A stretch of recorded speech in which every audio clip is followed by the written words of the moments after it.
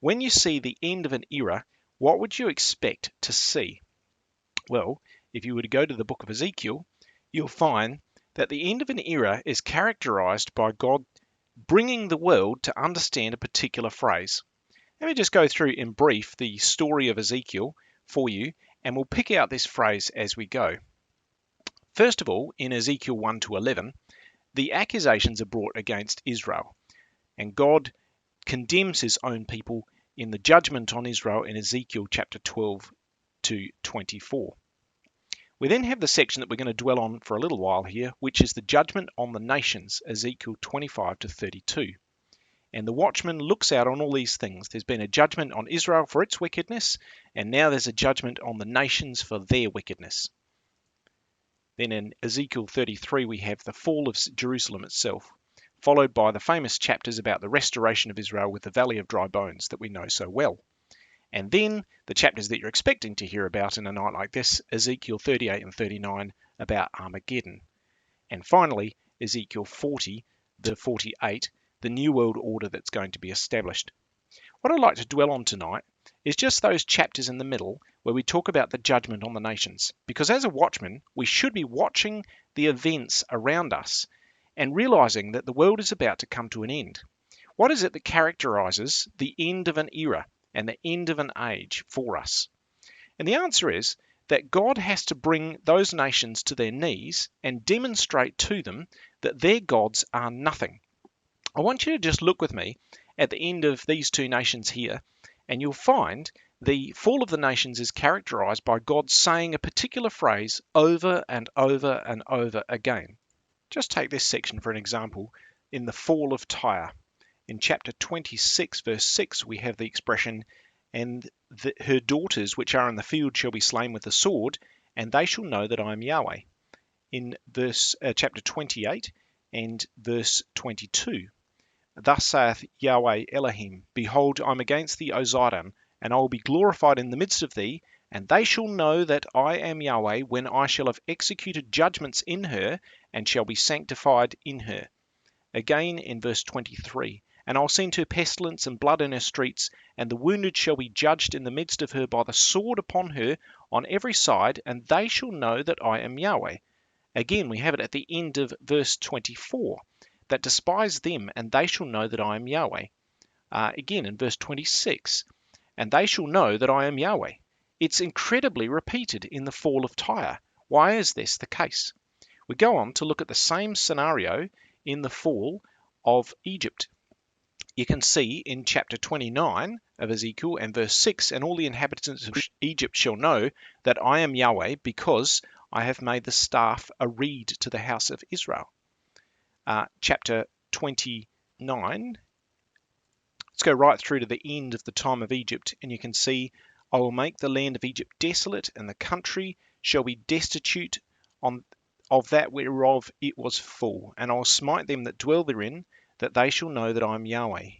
And again in chapter 33, verse 29, and they shall know that I am Yahweh when I have laid the land most desolate because of all the abominations which they have committed.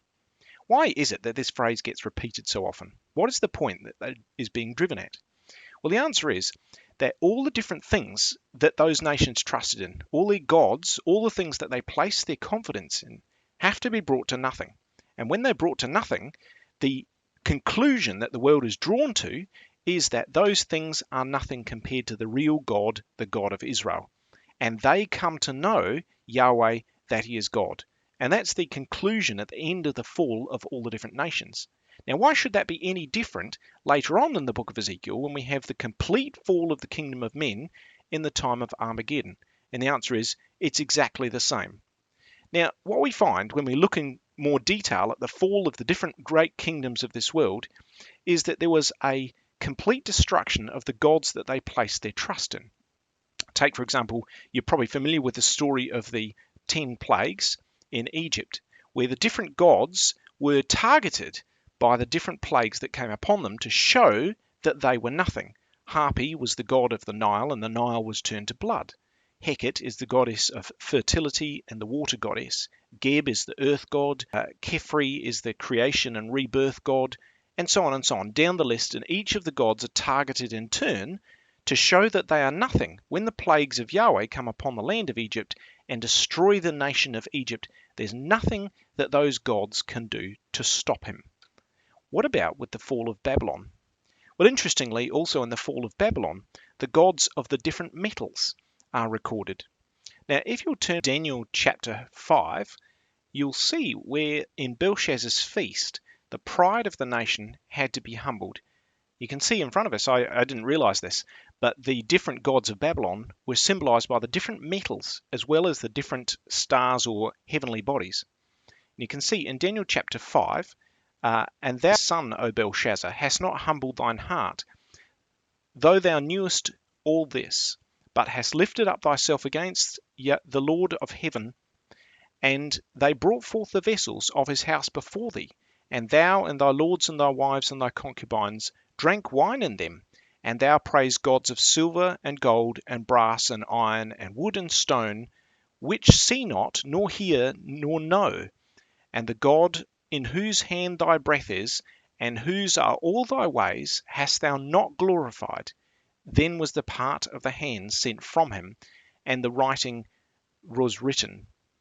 And so we have the dramatic night of the fall of Babylon, and in that fall, the problem is pride. And the pride is in all the gods, of this world. And the gods of Babylon were being praised in the absence of praise for the God of heaven. So in each of the different falls of the different great nations of the earth, you'll see that it comes with a time of pride in what mankind has got. Is it going to be any different today? Well, I put it to you that no, it's not. It's going to be exactly the same in our day and age.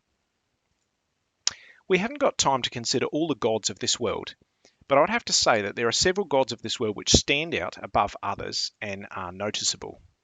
They would be, perhaps we could call them the gods of military, finance, technology, medicine, and the list would go on, but we haven't got time to actually look at them. But mankind puts his trust in these particular gods. They don't perhaps have a name in the same way that the Babylonian gods do, but they're all the things that mankind places his trust in. And they're all going to be brought to nothing. In the Battle of Armageddon alone, those things which man puts his trust in will be brought to nothing and have to be brought down to the point where his pride is shown to be of no use to him. You can see that when in Ezekiel 38, where the different forces that God employs are unstoppable and man has no way of fighting against them. You'll see, first of all, that in the fierceness of his wrath, in verse 20, there's going to be a great shaking, so that even the steep places will be thrown down to the ground. Now, despite all the marvels that mankind has made, there is no force that man has over the environment that can stop an earthquake. There's nothing he can do against the fury of nature. He then says that every man's sword will be against his brother throughout that nation, throughout the mountain. That is, that warfare will be, and violence and division will be between all the different nations that are gathered there. He's also going to plead with them with pestilence, it says in verse 22, and with blood, and will rain upon him and his bands an overflowing rain, great hailstones, fire, and brimstone. So disease is going to be employed, and mankind's trust in medicine is going to be brought to be shown for what it really is, which is nothing. And look at the end of Ezekiel 38. Thus will I magnify myself and sanctify myself, and I'll be known in the eyes of many people, and they shall know that I am Yahweh. There's the key point of this chapter. The point is that when the nations of this world and the gods that they trust in are brought to nothing, they'll be shown that Yahweh is the only true God. And that's the big point that we've got to be brought to. Now let's have a look then, as watchmen, at these gods that the world actually places its trust in. And in doing this, we'll start to see that they're not worthy of the trust that's been placed in them. Down through the ages, different nations have trusted in their gods of war to be their protection and to bring them safety and security, whether it's the Egyptians with Anna, the Norse with Odin, the Greeks with Ares, the Romans with Mars, or modern day where people seem to trust in NATO or the US or whichever has the biggest and best weapons of the time. And yet for the disciple, we must see through these things and realize that none of these are going to save them from the troubles that are ahead. Some trust in chariots and some in horses, but we will remember the name of Yahweh our God. First of all, let's look at the military power of this world. They think that they are able to defend themselves from world violence. It's not the case. As we can see, and possibly by the time you're actually seeing this talk, the news may have actually changed. But the build-up is that the Russian forces are going to take over certain areas of Europe, and there's very little that the world can actually do about it. The Russian power occupies this area here in red, and they are gradually, over time, taking over further and further areas. It's quite fascinating to pull up a list of different military conflicts involving Russia over the last few years, and you'll see the gradual progression of Russia and the intent that they have. I'm going to have to summarize to a fair degree because there's too much going on, but in 1992 to 1997, there was the Tajikistan Civil War in which Russia was involved. There was the First Chechen War that occurred in the region in 94 to 1996. There's the war in Dagestan, which is pretty much the same sort of area down here in this region near on the borders of Georgia. There was the Second Chechen War in 1999 and 2009, and in 2008 the Russo-Georgian War.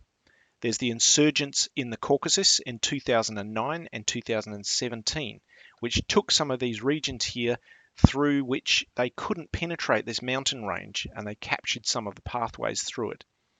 They took some of these regions on the coast of the sea, and then in the Syrian war itself in 2015, right through to the present. Now, all of these wars you can see are encircling several countries. The first is Turkey, but the other is Ukraine itself. Now, some of the other things that meant that they didn't have to go to war was that some of the nations here capitulated and took on a pro-Russian government. And they were the Moldova, Bulgaria, and Belarus regions. So you can see those different regions were not needing to be conquered because they capitulated and became Russian. It's not hard to see exactly what's about to happen here, that there's two different nations that are being encroached upon. One is Turkey and the other one is Ukraine. And that gets them closer to Europe and closer to the Middle East. Analysts predicting the situation have decided that they think that Russia is going to take over some of its old borders. And here's a predicted desired border that they may have. You can see them taking in Georgia down here, Crimea, which they've already taken, and the suggestion is that they'll take in Ukraine. They've already got Moldova on the other side of Ukraine, and they'll take right through here to Lithuania, Latvia, and Estonia, recovering some of the old borders that they had previously. Some more sort of aggressive predictions go more like this, that what people think Russia is actually planning is to take Ukraine, but in reality, they're going to push straight through and into Poland here, meeting up with the German forces on the other side. That's a little bit someone trying to be a little bit more humorous, but there's a fair bit of suggestion that that could be the case. If we were to see either of those plans, we could be well on the way to seeing Russia being unified with Europe and unifying as the Gogian nations that we've predicted for so long. Current military strength of Ukraine is estimated to be 145,000, whereas the Russian side currently has around 100,000 on the border. However, if a conflict were to begin, this would rapidly change with the Russians bringing in much superior heavy armaments. The other problem that Ukrainians have is their out-of-date air force, whereas the Russians are equipped with a far superior and outnumbering air force against them. Why would they take those regions heading across towards Europe? Well, if you look at this particular map, it's quite telling. It shows you that there's a plain region, a gentle rolling region of plains through this section of northern Europe, whereas if you try to cross into Europe via this bottom region, there's quite a mountainous region.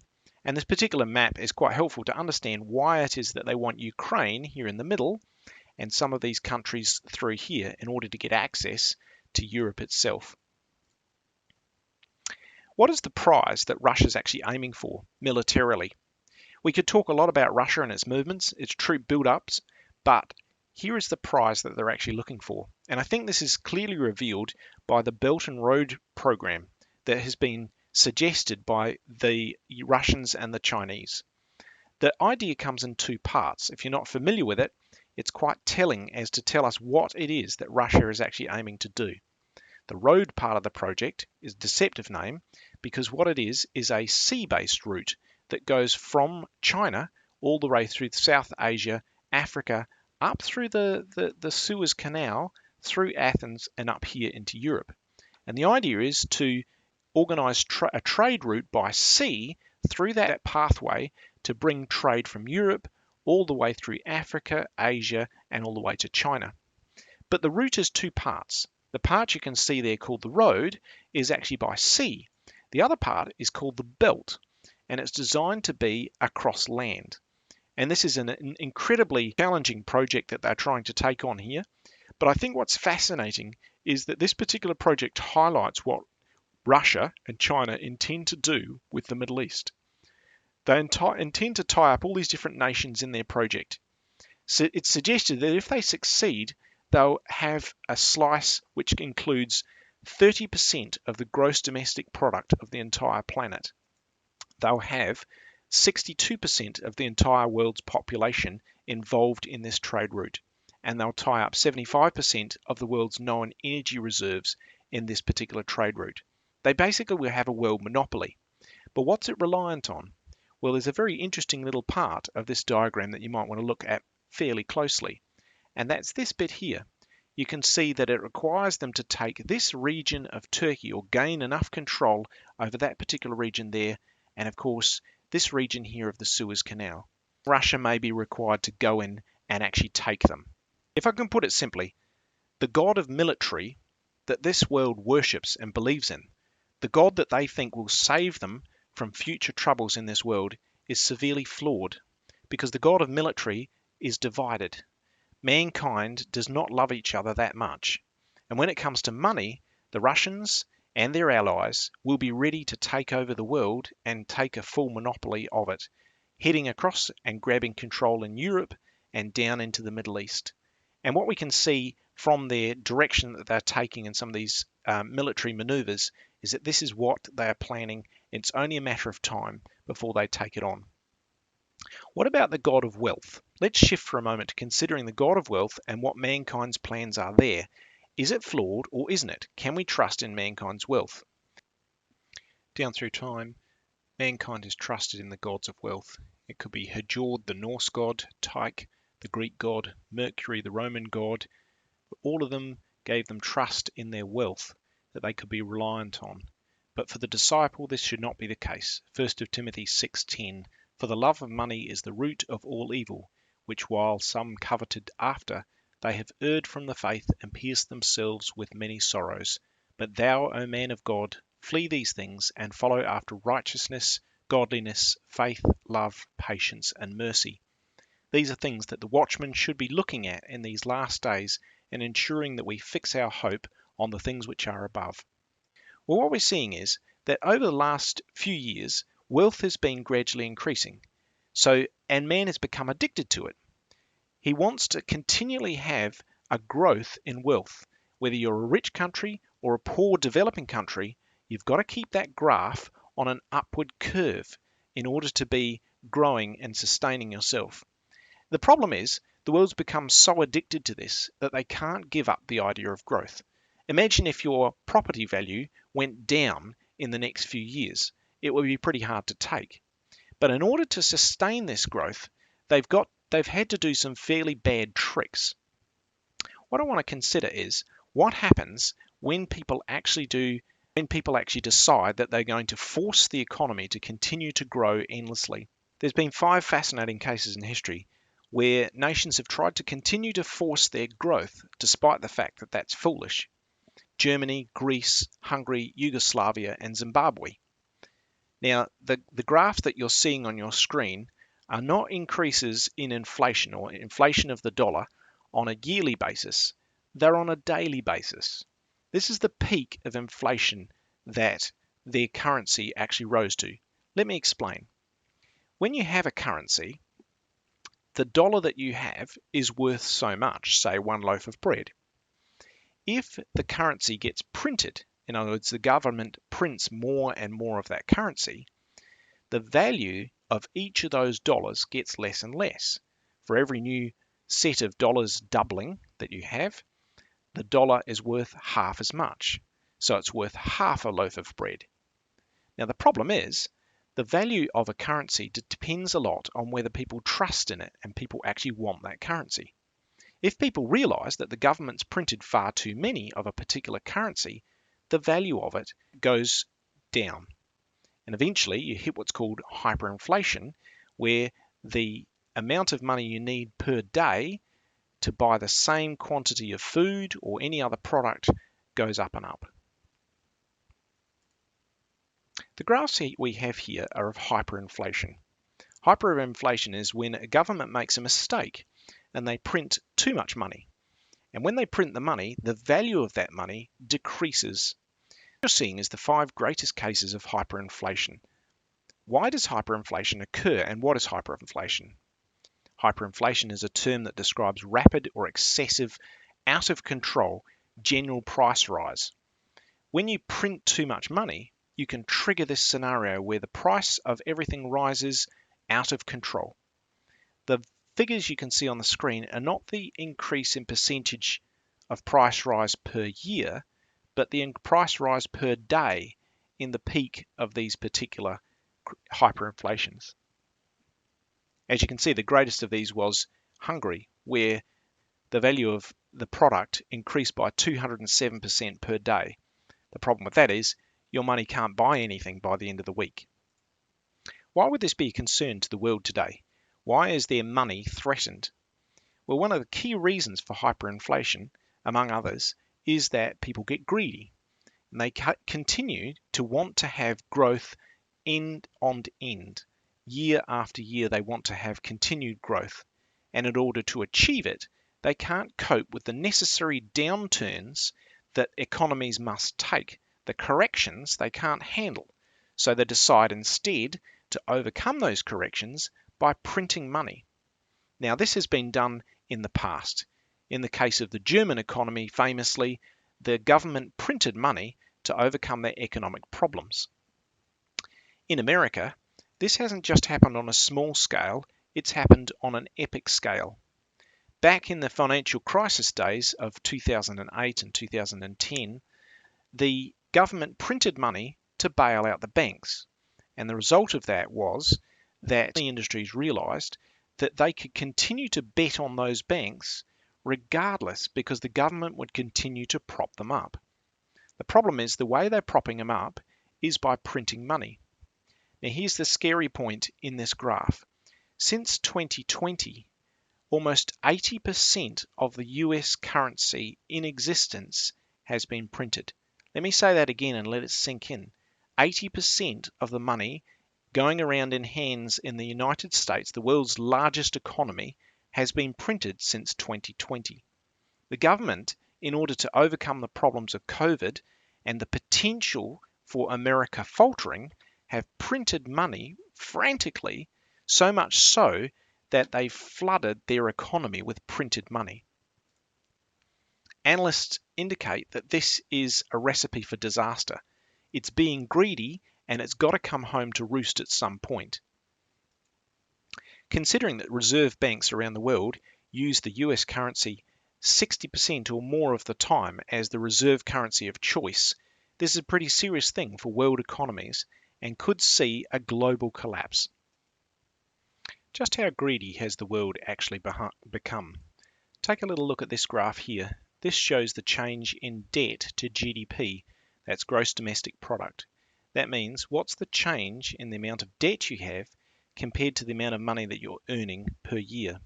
Now thankfully, Australia is right at the bottom, so we might say we're doing quite well, and the household debt has decreased. But you notice one of the points was the reason for this is that Australians were allowed to withdraw superannuation, and as a result their debt went down.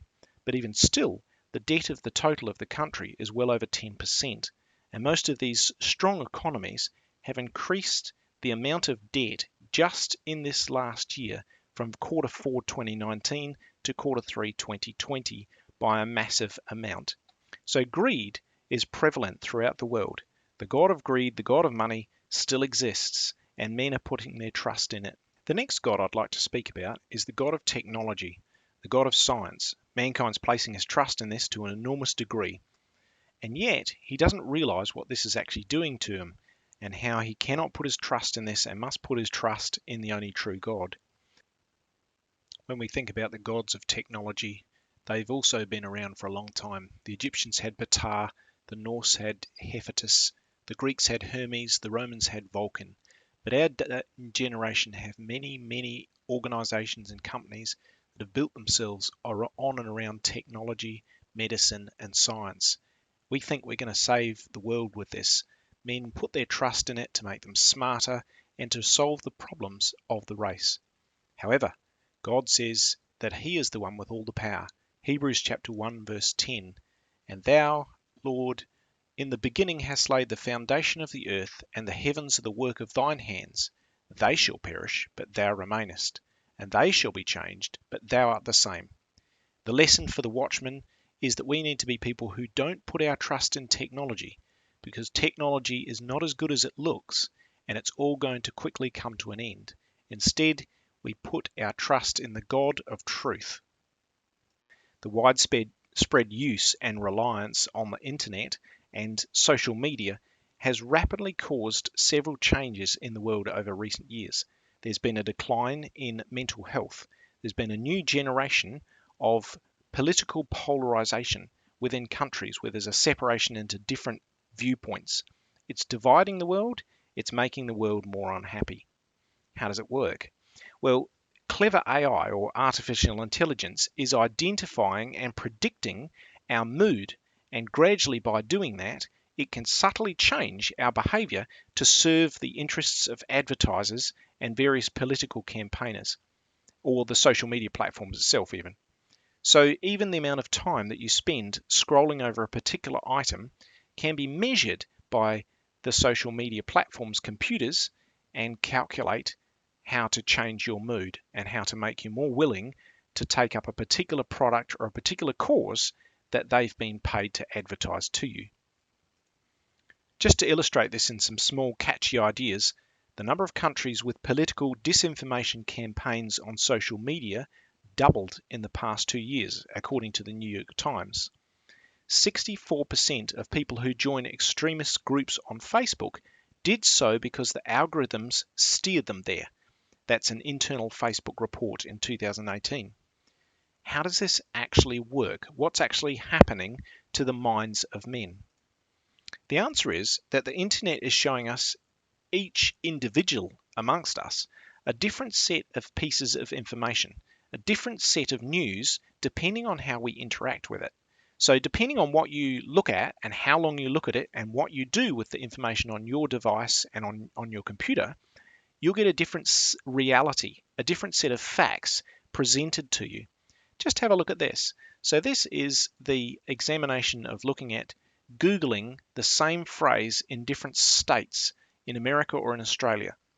And what you get is Google autocorrects, which means it tries to suggest what you are going to think of, what you want to type. It's called auto-completion. And you can see here an interesting phenomena. If you type global warming is in one place, you get it says that you potentially want to cite about global warming being a myth or not real. Whereas if you in another location, you'll get global warming is caused by, is a result of, is not caused by humans, is good, or is natural. So you can see a vastly different sort of set of viewpoints could be pushed at you depending on just such a simple thing as how Google autocorrects. And that's looking at the most simple version of it.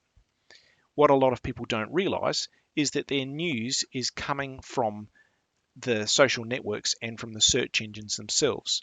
You may believe that you're not using social networking at all, but it's estimated that 40 to 70% of adults are getting their news from social networking sources, though maybe unwittingly.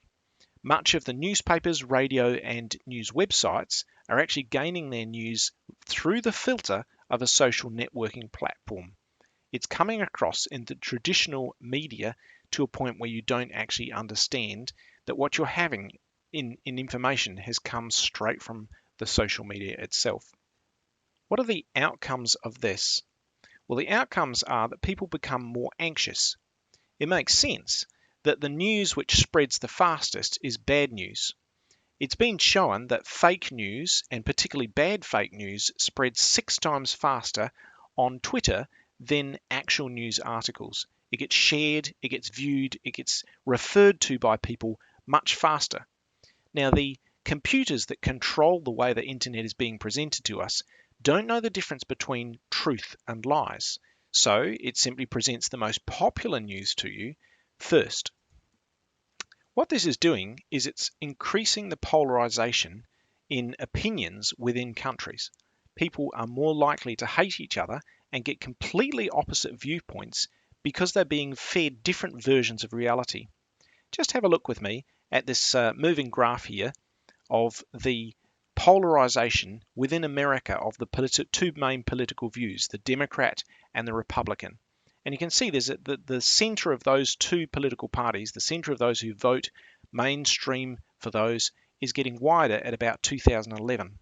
2009 is in fact the date at which social media became more readily available on smartphones for all people.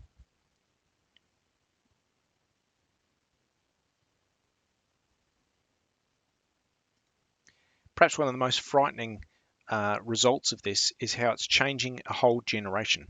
That we're having a whole generation who are more anxious, fragile, and depressed. They're less comfortable taking risks. The rates of people taking a driver's license or seeking a partner has dropped dramatically in the new generation that's coming through.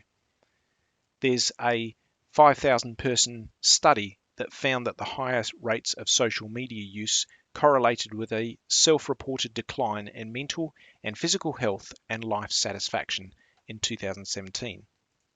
The simple reason for this is that the internet permanently or continually presents a perspective on how you should be, how you should look, how you should behave, based on the people who are presented.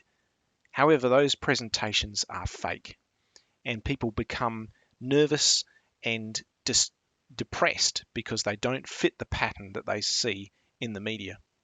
These horrible graphs here, which I won't dwell on, show you that there's a massive rise in 2019 in just young girls alone in self-harm and fatal incidents caused by depression. Why? Well, you can see the massive increase started in 2019. And that's the date, as I said before, at which smartphones began to be readily available with social media on it. Since then, in the youngest age bracket there, the number of self-harm since 2009 has nearly tripled. Why would social media and news do this? After all, many of them were started for a good purpose. Google was started to help you to navigate the internet. Facebook was started in order to help you to connect to your school friends. Well, the reason is shareholder pressure. It's greed yet again. In order to make money, these brilliant computer systems were utilized to twist people's minds, to adjust people's perspective gradually and imperceptibly until they became a method of changing people's view on products and political views. And you might say, well, why would people do this?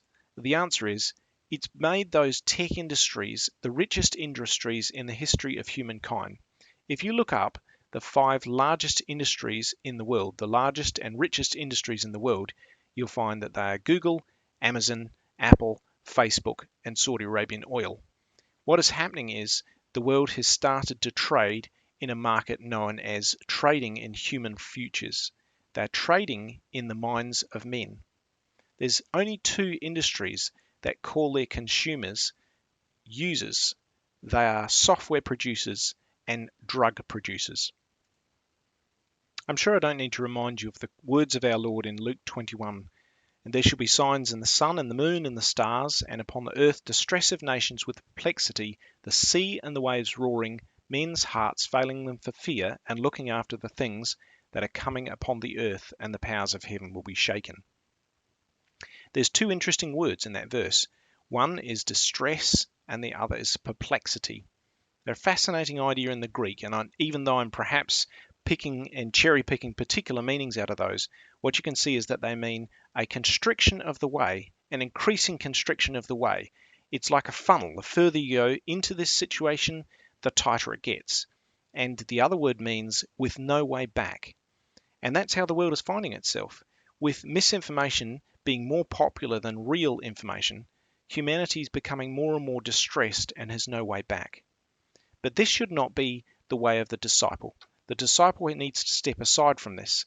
I believe it's a commandment for disciples to cast all their cares upon the Lord. Now, the word for care that's used in that particular quote is a powerful and important word for us. What it means is distress, or to be pulled in different directions, anxious thought.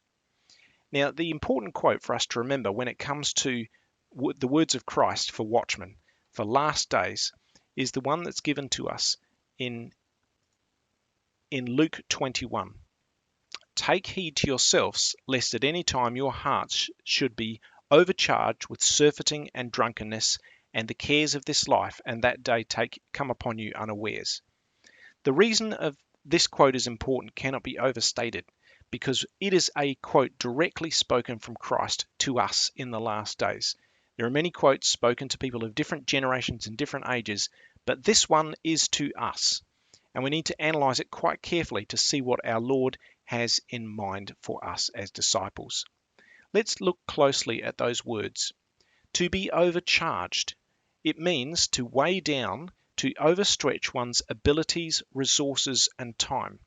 And this is critical because increasingly that's what we find happening.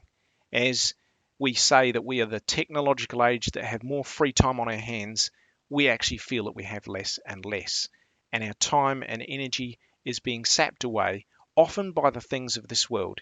And there is the danger presented to us, that we can be overcharged and weighed down with careers, with things that we want to be entertained with, and activities of this world. With surfeiting, it's fascinating that the world in this day and age has used the phrase surfing the internet, which is so close to this particular word. But the word means the dizziness or headache that's caused by drunkenness. It's the mental warped perception that occurs.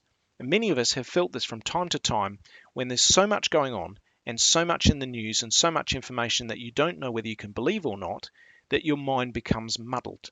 And this is one of the dangers that can occur to us in these last days. And drunkenness. Now, to a degree, drunkenness is on the rise, but I don't think that's necessarily what he's talking about. He's talking here about the intoxication, the influence of constantly taking things in. And this is a grave danger to the disciple, that in these last days we allow our mind to be taken in with the intoxication of this world and the ideas of this life. And finally, there's a very telling phrase that it says the last danger is the cares of this life. And Rotherham says anxiety about livelihood, or another translation says, or about lifestyle. And this is fascinating, that sometimes we feel that we don't have enough money to break even, and we're worried about livelihood. And yet, on another front, we can be worried about lifestyle. Well, what's the answer for the watchman? What's the answer for the disciple in these last days? Well, the answer is given to us in the last few verses. For as a snare shall it come on all them that dwell upon the whole earth. Watch ye therefore, and pray always. The command is to be a watchman. It's not just about watching the signs of the times, but it's watching the things that could occur to us and to our brethren around us. Whether we're becoming overcharged with surfeiting, drunkenness, and the cares of this life.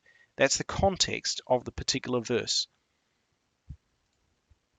Finally, brethren, I want to finish with a couple of verses and some thoughts about what you can do in this year. In this year, we need to be of single mind. We have the truth. We have what it takes to know the answers of where the world is going and what is required of us. James chapter 1 says, Let him ask in faith, nothing wavering. For he that wavereth is like the wave of the sea, driven with the wind and tossed. For let not that man think that he shall receive anything of the Lord. A double-minded man is unstable in all his ways. Why do I raise this quote? Because the word for anxiety or cares in our previous quote, the cares of this life, is our word about being torn in two different and opposite directions. This is what the world seeks to do in our lives, is to pull us with different opinions and in different directions, and with different dividing cares of this life. That is not the way of the disciple. The way of the disciple, says James, is to have a single goal in mind. The kingdom of God and his righteousness is that single goal that we need to have in mind. This is the answer to the challenge that lies before us, and that is to be of single mind and single aim in our lives. We have one thing in mind that will help us to overcome the problems that we face in these last days. Humble yourself, therefore, says Peter, under the mighty hand of God, that he may exalt you in due time. Cast all your care upon him. And that's our word as well. The anxious, dividing care, the worries of seeing a world that does not know what it's going to do next.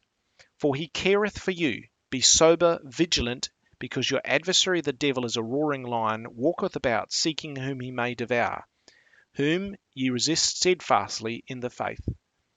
This is the problems we face these days, and the answer is to cast our cares, our dividing worries in our mind upon the Lord, and let him take care of those things, because he is going to bring about his glorious kingdom. Finally, one of our favorite quotes, Philippians chapter 4 and verse 6. Be careful, that is, to have anxious thought, is our same word, dividing care, for nothing, but in everything by prayer and supplication, with thanksgiving, let your requests be made known unto God. And the peace of God, which passeth all understanding, shall keep our hearts and minds through Christ Jesus. In these three quotes, I think is laid out for us the answer to the dividing mindset of this world, the problems where they look to their gods. The servant of Yahweh must not be divided in his loyalties. In these last days, we must be loyal and true to the one true God. Why will we do this? How can we have confidence in these last days? I'd like to finish with this quote from Genius of Discipleship, where Brother Dennis Gillett points out that God has our total care in hand. He speaks here about the peace of God that passeth all knowledge, and seeks to define what it truly is. The proposal is that there are three great spiritual factors which create true peace in the heart: that sin and death have been mastered in the Redeemer, and that the fruits of his victory are communicated to the disciples. Through pardon and promise and power, we have entered into a new life. 2, that all things work together for good to them that love God and are called according to his purpose.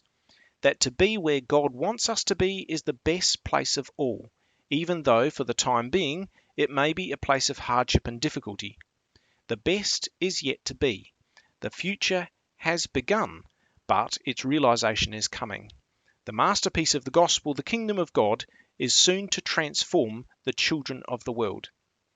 What you can see in this passage, as Brother Dennis points out, is that God has our lives in his hands, past, present, and future. So watchmen, disciples, brethren and sisters, what advice, what encouragement can we give each other in these last days before our Lord's return? Well, the advice to watchmen is very often the same. It comes in two forms: watch and pray. And these two things are critical for us of the last days, to make sure that we continue in the way and steadfastly continue to overcome. What does watch mean? Is it just to watch the signs of the times? Well, watching the signs of the times is very important to keep our eyes on the progress, with a longing for and looking for the day soon approaching, a lifting up of our heads to see our redemption drawing nigh. But watching also means to watch ourselves personally. Assess yourself. Are you setting your affections on things above and not on things of this earth? Assess and help those around you. Be watching your ecclesia. Philippians 2:4, let each of you look not only on his own interests, but also on the interests of each other. We need to watch out for each other around us, and so much the more as you see the day approaching, for so many of us are struggling in so many ways. And if you do watch this world, be sure that you gain this particular point. 1 John 2:15, love not the world, neither the things that are of the world. As we've seen tonight, the world and the love of it simply gives us more anxiety. It draws us apart in different directions. For all that is in the world, the lust of the eyes, the lust of the flesh, and the pride of life, is not of the Father, but is of the world. And the world passeth away, and the lust thereof. but he that doeth the will of God abideth for ever. Let's be part of that community who watch in that way, so that when Christ comes, we're found doing his will. Prayer is set before us in Scripture as an opposite to fainting. It's not just the few words that you mumble into pillow at the end of the day, or the few words you say over your breakfast.